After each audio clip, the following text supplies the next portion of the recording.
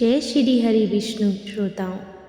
साल के 12 महीनों में एक ऐसा महीना आता है जो पापों को हरता है, पुण्य को बढ़ाता है और मोक्ष का द्वार खोल देता है। यह वही पावन समय है जब स्वयं भगवान विष्णु योग निद्रा से जागते हैं और संपूर्ण सृष्टि में भक्ति का प्रकाश फैल जाता है। यह है कार्तिक मास, दीपदान, व्रत, स्नान, कथा और साधना का महीना। एक दीपक, एक तुलसी पत्र और एक सच्ची श्रद्धा जो जीवन को परम शांति और सौभाग्य से भर देती है। आइए इस दिव्य कार्तिक मास में जाने इसके महत्व, व्रत विधि और कथा का रहस्य और जुड़े भक्ति के इस पावन सफर में हमारे साथ। आप सबको कार्तिक मास के शुभारंभ की हार्दिक शुभकामनाएं। नारायणं नमस्कृत्य नरं चैव नरोत्तमं देवीं सरस्वतीं चैव ततो जयमुदीरयेत्। अर्थात भगवान नारायण नरश्रेष्ठ नर तथा सरस्वती देवी को नमस्कार करके जय स्वरूप इतिहास पुराण का पाठ करना चाहिए। ऋषि बोले, सूत जी, हम लोग कार्तिक मास का महात्म सुनना चाहते हैं। सूत जी बोले, ऋषियों, तुमने मुझसे जो प्रश्न किया है उसी को ब्रह्मपुत्र नारद जी ने जगत गुरु ब्रह्मा से इस प्रकार पूछा था। पितामह, मासों में सबसे श्रेष्ठ मास, देवताओं में सर्वोत्तम देवता और तीर्थों में विशिष्ट तीर्थ कौन है, यह बताएं। ब्रह्मा जी बोले, मासों में कार्तिक, देवताओं में भगवान विष्णु और तीर्थों में बद्रिकाश्रम श्रेष्ठ है। ये तीनों कलयुग में अत्यंत दुर्लभ हैं। इतना कहकर ब्रह्मा जी ने भगवान राधा कृष्ण का स्मरण किया और पुनः नारद जी से कहा, बेटा, तुमने समस्त लोगों का उद्धार करने के लिए यह बहुत अच्छा प्रश्न किया। मैं कार्तिक का महात्म कहता हूँ। कार्तिक मास भगवान विष्णु को सदा ही प्रिय है। कार्तिक में भगवान विष्णु के उद्देश्य से जो कुछ पुण्य किया जाता है मैं नहीं देखता। नारद, ये मनुष्य योनि दुर्लभ है। इसे पाकर मनुष्य अपने को इस प्रकार रखे कि उसे पुनः नीचे न गिरना पड़े। कार्तिक सब मासों में उत्तम है। यह पुण्यमय वस्तुओं में सबसे अधिक पुण्यतम और पावन पदार्थों में सबसे अधिक पावन है।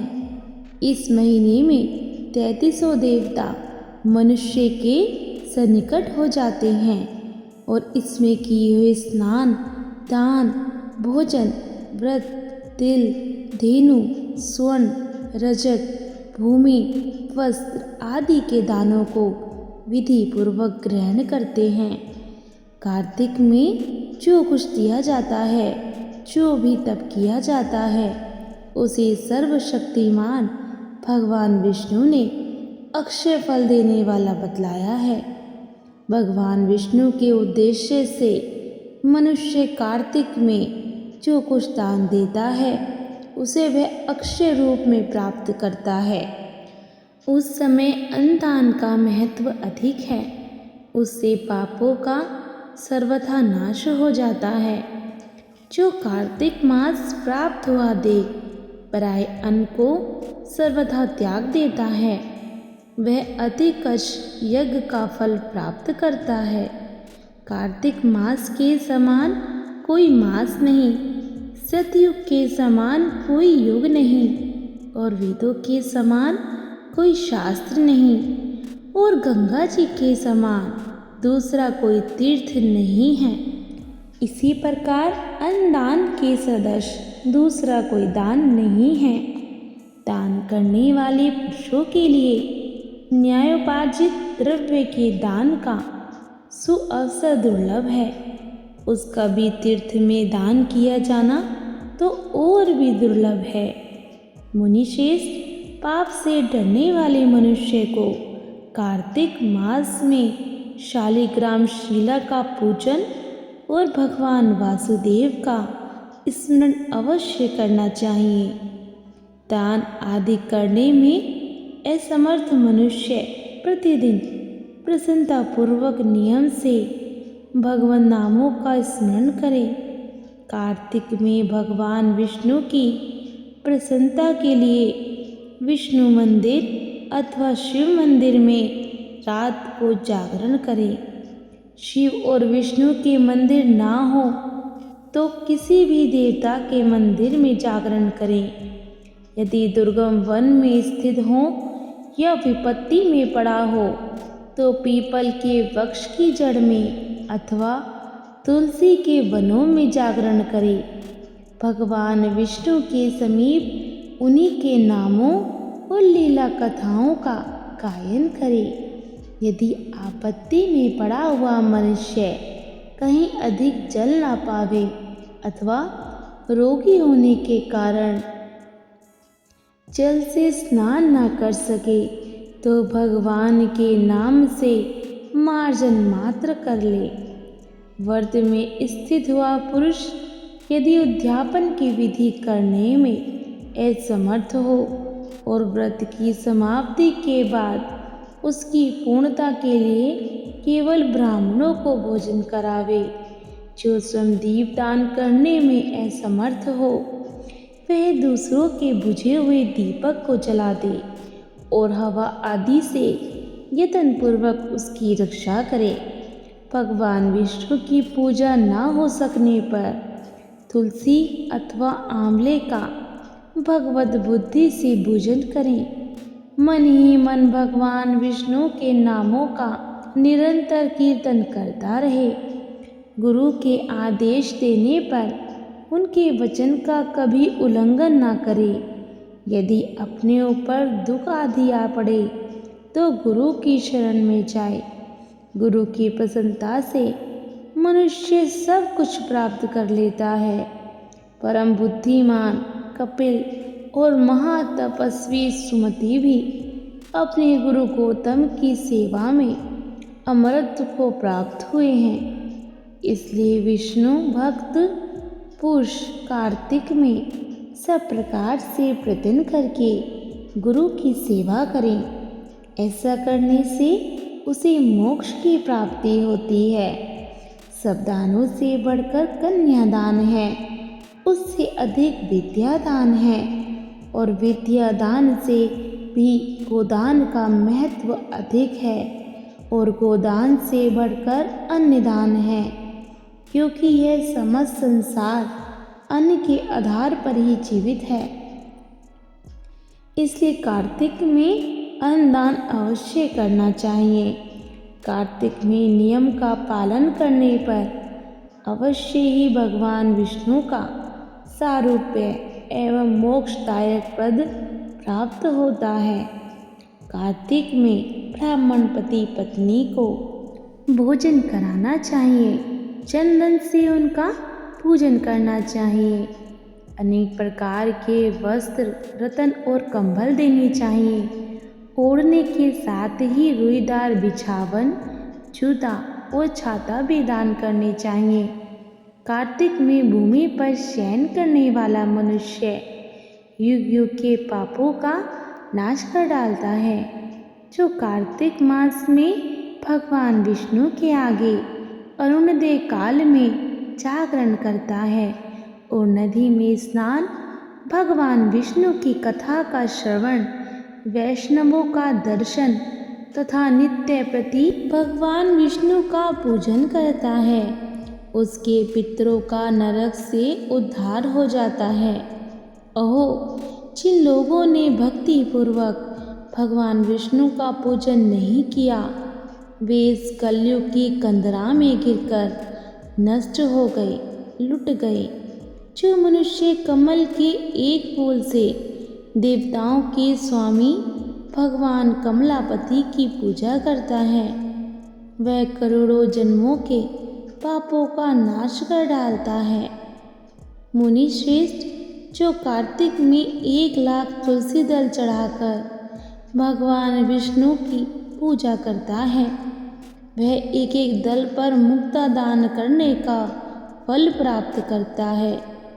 जो भगवान के श्री अंगों से उतारी हुई प्रसाद स्वरूपा तुलसी को मुख में, मस्तक पर और शरीर में धारण करता है तथा भगवान के निर्माल्यों से अपने अंगों का मार्जन करता है, वह मनुष्य संपूर्ण रोगों और पापों से मुक्त हो जाता है। भगवत पूजन संबंधी प्रसाद स्वरूप शंख का जल, भगवान की भक्ति, निर्माल्य पुष्प आदि, चरणों तक चंदन और धूप ब्रह्म हत्या का नाश करने वाले हैं। नारद कार्तिक मास में प्रातःकाल स्नान करें और प्रतिदिन अपनी शक्ति के अनुसार ब्राह्मणों को अन्न दान दें, क्योंकि सब दानों में अन्न दान ही सबसे बढ़कर है। अन्न से ही मनुष्य जन्म लेता है और अन्न से ही बढ़ता है। अन्न को समस्त प्राणियों का प्राण माना गया है। अन्न दान करने वाला पुरुष संसार में सब कुछ देने वाला और संपूर्ण यज्ञों का अनुष्ठान करने वाला है। पूर्व काल में सत्यकेतु ब्राह्मण ने केवल अन्न दान से सब पुण्यों का फल पाकर परम दुर्लभ मोक्ष को भी प्राप्त कर लिया था। कार्तिक मास में अनेक प्रकार के दान देकर भी यदि मनुष्य भगवान का चिंतन नहीं करता तो वे दान उसे कभी पवित्र नहीं करते। भगवत नाम स्मरण की महिमा का वर्णन मैं भी नहीं कर सकता।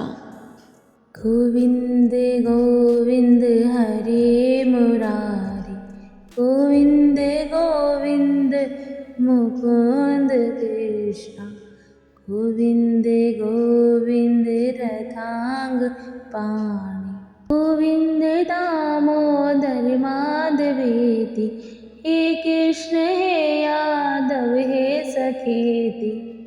इस प्रकार प्रतिदिन कीर्तन करें। नित्य प्रति भागवत के आधे श्लोक या चौथाई श्लोक का भी कार्तिक में श्रद्धा और भक्ति के साथ अवश्य पाठ करें।